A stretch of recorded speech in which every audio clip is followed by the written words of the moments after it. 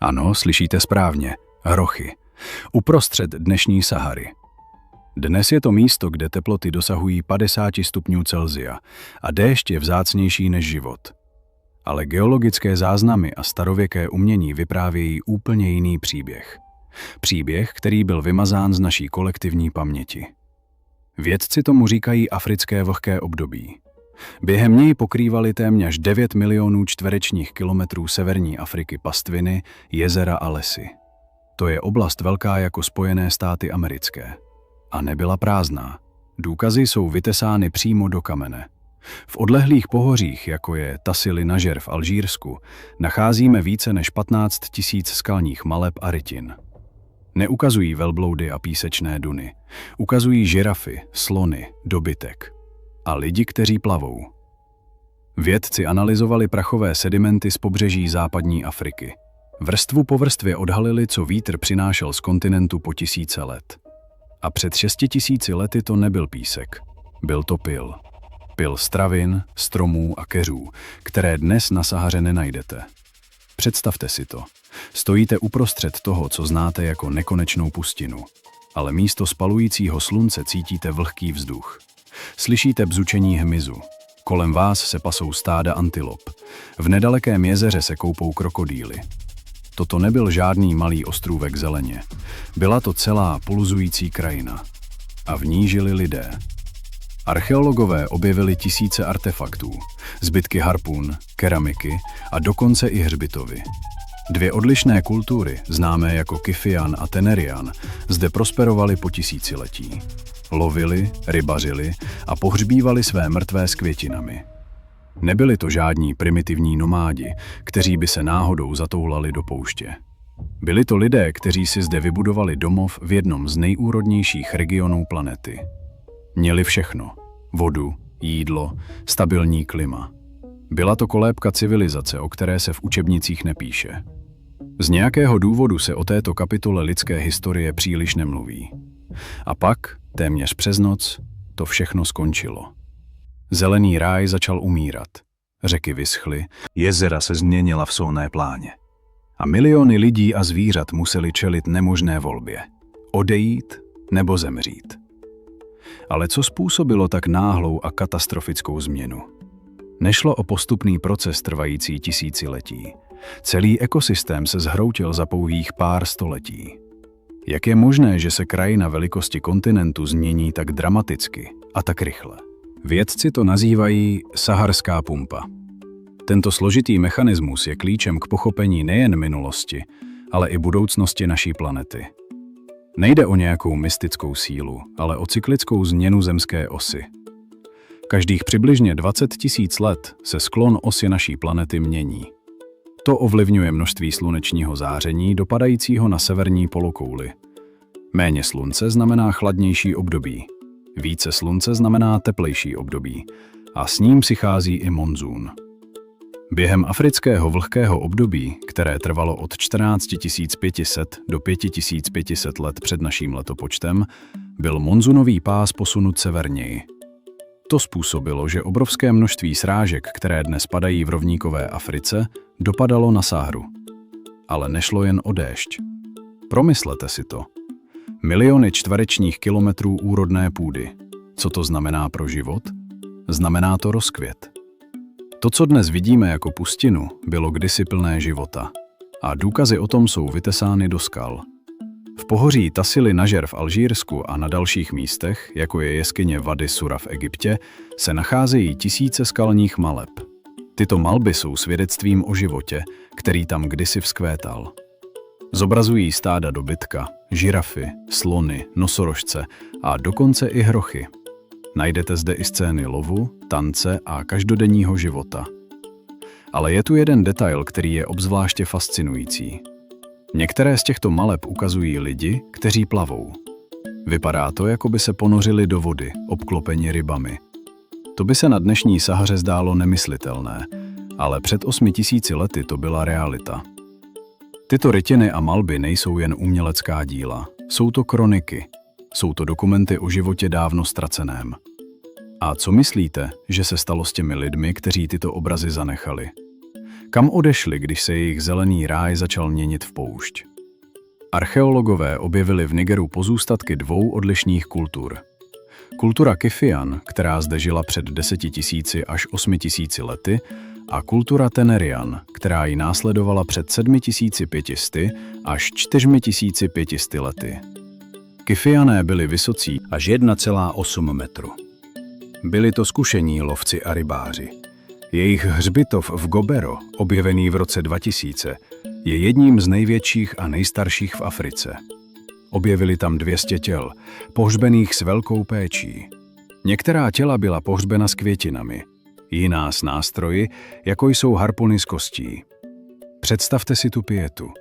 Pohřbívat své blízké s takovou úctou. Ale pak se stalo něco, co změnilo vše. Kifiané zmizeli. Zhruba před 8 000 lety se na Sahaře objevila suchá epizoda trvající několik století. Klima se stalo drsnějším. Jezera vyschla, ryby uhynuly. A lidé Kifian odešli, nebo zemřeli. A pak, jako by se nic nestalo, se Sahara opět zazelenala. A s ní se objevila nová kultura – Teneriané. Tito lidé byli menšího vzrůstu, byli to pastevci, pásli dobytek a ovce. Jejich keramika byla zdobená složitými vzory. Jejich hroby byly méně bohaté, ale stále ukazovaly úctu k mrtvým. Tento cyklus trval 1000 let. Zelená Sahara, pak sucho, pak zase zelená Sahara. Ale poslední cyklus byl jiný. Před 6 000 lety se klima začalo měnit znovu. Ale tentokrát se to nezvrátilo. Sahara začala vysychat a vysychala rychle. Někteří vědci, jako například doktor Stefan Krepelin z Kolínské univerzity, strávili desítky let studiem jezerních sedimentů z jezera Joa v Čadu. Tyto sedimenty jsou jako kniha. Vrstva po vrstvě odhalují historii klimatu. A to, co našel, je alarmující. Změna nebyla postupná, byla náhlá. Během pouhých několika století se z bujné krajiny stala poušť. Co se stalo, že se tento cyklus, který trval tisíciletí, najednou zlomil? A kam se poděly miliony lidí, kteří zde žili? Během několika století se jejich svět zhroutil. Kam se poděli? Co se stalo s těmi, kteří přežili katastrofu tak obrovskou, že si ji dnes nedokážeme ani představit? Odpověď leží v prachu a v kostech, ale především v samotné vodě. Než se Sahara stala pouští, byla protkána řekami. Obrovskými, mohutnými řekami, které dnes už neexistují. Mluvíme o řece Tamanrasset, která byla delší než dnešní Amazonka. Protékala z hor Atlasu, křižovala kontinent a ústila do Atlantského oceánu. Vědci zkoumali satelitní snímky a pod písečnými dunami, ukryté očím, objevili obrysy těchto prastarých vodních toků. Jsou to duchové řek. Některé z nich byly široké přes 10 kilometrů. Představte si to. Řeka tak široká, že byste z jednoho břehu neviděli na druhý. Voda znamenala život. Pro lidi, pro zvířata. A tyto řeky napájely obrovská jezera. Jedno z nich, jezero Megachat, bylo největší sladkovodní jezero na Zemi. Bylo větší než Kaspické moře. Rozprostíralo se na ploše 400 000 čtverečních kilometrů. To je oblast větší než Německo. A tato jezera nebyla jen zásobárnou vody. Byla to centra biodiverzity. Plná ryb, krokodýlů, hrochů. A byla obklopena bohatými pastvinami, kde se pásla stáda dobytka. Ale pak se něco změnilo. Cyklus, který trval tisíciletí, se náhle zlomil. Co se stalo, že se tento cyklus, který trval tisíciletí, najednou zlomil? A kam se poděly miliony lidí, kteří zde žili? Vědci objevili stopy po masivní lidské migraci. Tisíce kilometrů. Lidé se stahovali k okraji vysychající Sahary, na jih k řece Niger a na východ k řece Nil. Nil. Řeka, která se stala útočištěm. Záchrannou lodí pro miliony uprchlíků. A zde přichází to, co nikdo nečekal. Záznamy ukazují, že tato masivní migrace se shodovala s dramatickým nárůstem populace v údolí Nilu. Egyptská civilizace, ta, kterou známe z učebnic, rozkvetla právě v době, kdy Sahara vysychala. Je to náhoda? Nebo je to přímý důsledek této ekologické katastrofy? Archeologové našli důkazy, artefakty, keramiku, nástroje. Tyto předměty vykazují jasné spojení s kulturami, které žily na zelené Sahaře, kultury Kyfian a Tenerian. Jejich potomci se usadili podél Nilu, přinesli sebou své znalosti, svou technologii, svůj způsob života a své lidi. Miliony lidí. Ale tady je ten háček, na který mnoho lidí zapomíná. Nil nebyl vždy tak pohostinný. Před příchodem saharských migrantů byla populace v údolí Nilu relativně malá. Jak je možné, že se najednou tak dramaticky zvýšila? A jak se tito migranti s úplně jiným životním stylem dokázali integrovat do již existující společnosti? To je otázka, kterou si klade jen málo kdo. Oficiální historie Egypta často začíná s jednocením horního a dolního Egypta, ale co bylo předtím? Co bylo před sjednocením? Byly to konflikty, boje o zdroje. Není pochyb o tom, že tak obrovský příliv lidí musel vyvolat napětí. Vždyť to vidíte i dnes, když se miliony lidí přesouvají kvůli klimatickým změnám. A to je přesně to, co se dělo před 6 000 lety, jen v mnohem větším měřítku. A tady to začíná být opravdu nepříjemné. Někteří badatelé naznačují, že právě tato masivní migrace a následné konflikty mohly být katalyzátorem pro vznik prvních centralizovaných států. Potřebovali silnou ruku, potřebovali organizaci, potřebovali systém, který by zvládl tak obrovský příliv lidí a zajistil jejich přežití. A tak se z chaosu zrodil řád. Ale za jakou cenu? Nemluvíme jen o přežití, mluvíme o transformaci, o zrození něčeho úplně nového a o ztrátě něčeho starého. Zelená Sahara zmizela. Navždy. A s ní i způsob života, který trval tisíciletí. A co je na tom nejvíce znepokojující? Že se to může stát znovu. Cyklus zemské osy se opakuje. Klimatické modely ukazují, že jsme na pokraji dalšího velkého posunu, ale tentokrát je tu jeden rozdíl. Jeden velký rozdíl. Lidský faktor. Vědci jako doktor Stefan Kropelin studují tyto starověké cykly a jejich zjištění jsou mrazivá. Minulé změny byly přirozené, postupné, ale ty současné jsou urychlené. A kam se podějí miliony lidí, až se klima opět změní? Co se stane, když se saharská pumpa zase přepne? A co když se tentokrát nebude kam uchýlit? Co se stane, když se saharská pumpa zase přepne? A co když se tentokrát nebude kam uchýlit? Tyto otázky visí ve vzduchu jako prach nad vysychající krajinou. Před 6 000 lety čelili stejným otázkám. Představte si na okamžik.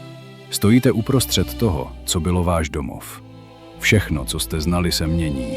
Voda mizí, vaše stáda hynou. Zelené pastviny se mění v prach. Co byste dělali? Jak byste se rozhodli? Miliony lidí se tehdy rozhodli odejít. Byli to první klimatický uprchlíci v historii lidstva. Nešlo o malou skupinku. Byly to celé kmeny, celé kultury, které se vydaly na dlouhou a nebezpečnou cestu. Archeologické nálezy v údolí Nilu a podél řeky Niger nám ukazují, jakým směrem se tito lidé vydali a co sebou přinesli. Není to jen o přežití, je to o přetvoření světa. Nezapomínejte, že Nil nebyl vždy takovým magnetem pro život. Před příchodem těchto migrantů byla jeho populace relativně nízká. Ale náhle, během několika století se údolí Nilu stalo živým centrem. A to není náhoda. Co myslíte, že se stane, když se na jedno místo nahrnou miliony lidí, kteří ztratili všechno? Jistě, přinesou sebou své dovednosti, své znalosti, ale také hlad a zoufalství. A to je přesně to, co se stalo. Vědci objevili stopy po masivních konfliktech, stopy po bojích o zdroje, o půdu, o vodu. Tyto konflikty nejsou v učebnicích dějepisu často zmiňovány, ale jsou tam, v kostech, v rozbité keramice, v zničených osadách. A tady je ten háček. Tyto boje nevedly k zániku. Naopak, vedly k něčemu úplně novému. Vznikla potřeba řádu, potřeba silné ruky, která by dokázala sjednotit roztříštěné kmeny, která by dokázala zorganizovat zemědělství, která by dokázala bránit hranice. A z této potřeby se zrodily první centralizované státy, ty, které dnes známe jako základ egyptské civilizace. Je to taková paradoxní situace. Klimatická katastrofa, která vyhnala miliony lidí z domovů, se stala katalyzátorem pro vznik jedné z největších civilizací v historii. Co si o tom myslíte? Je to jen náhoda? Nebo je v tom něco víc? Oficiální historie Egypta často začíná s jednocením horního a dolního Egypta kolem roku 3100 před naším letopočtem. Ale tato událost nevznikla ve vákuu. Byla to kulminace tisíciletí migrací a adaptace. A co sebou tito migranti přinesli? Přinesli sebou své technologie, své znalosti o pěstování plodin, své umění, své náboženské představy. Vidíte to v raných egyptských artefaktech. Podobnosti s kulturami Kifian a Tenerian jsou až zarážející. Někteří badatelé, jako například dr. David Wengrow z University College London, tvrdí, že tato migrace je klíčem k pochopení raného Egypta. Bez ní by Egypt, jak ho známe, možná nikdy nevznikl. Neměli bychom zapomínat na to, že za každou velkou civilizací stojí příběhy milionů jednotlivců. Příběhy o ztrátě, o naději, o boji. Tito lidé opustili své domovy s prázdnýma rukama, ale s plnými srdci a s touhou přežít. A co z toho vyplývá pro nás dnes? Cykly se opakují, země se mění a my se měníme s ní. Ale tentokrát je tu jeden velký rozdíl. Naše populace je mnohem větší, naše technologie je mnohem pokročilejší, ale naše závislost na stabilním klimatu zůstává stejná. Co se stane, když se saharská pumpa zase přepne? Co když se tentokrát nebude kam uchýlit? A co když se z chaosu zrodí něco, co už nedokážeme ovládat? To je otázka, která by nás měla trápit a která nás nutí přemýšlet. Co se stane s námi, až se klima opět změní? Příběh Sahary není jen ozvěnou z dávné minulosti, je to přímé varování a možná i příslib. Vědecká data jsou neúprosná. Změna, která zničila zelený ráj před 6000 lety, se neodehrála v průběhu tisíciletí. Trvalo to jen několik staletí. Zamyslete se nad tím. Ekosystém o velikosti Spojených států zmizel za dobu života pouhých 10 generací. Prostě zmizel. Analýza jezerních sedimentů z jezera Joa, kterou vedl doktor Stefan Kropelin, ukazuje, že bod zlomu nebyl pozvolný svah. Byl to strmý útes. Ekosystém se neohnul, zlomil se. A tady je ta část, o které se mluví s obavami. Rychlost současných klimatických změn způsobených člověkem je podle mnoha měření ještě vyšší. Pohybujeme se rychleji než lidé z kultury Tenerian. Jenže my, na rozdíl od nich, víme, co se blíží. Ale počkejte, to není celý příběh. Stejný mechanismus, který Saharu vysušil, ji může znovu probudit k životu. Říká se tomu saharská pumpa. Cyklické změny v zemské ose, které se opakují každých zhruba 20 000 let. A podle těchto cyklů se nevyhnutelně blížíme k dalšímu vlhkému období. Klimatické modely naznačují, že za několik tisíc let by se monzunové deště mohly vrátit na sever Afriky. Představte si to. Řeka Tamanrasset, kdysi delší než Amazonka, by se mohla znovu naplnit vodou. Písečné duny by se mohly znovu pokrýt trávou.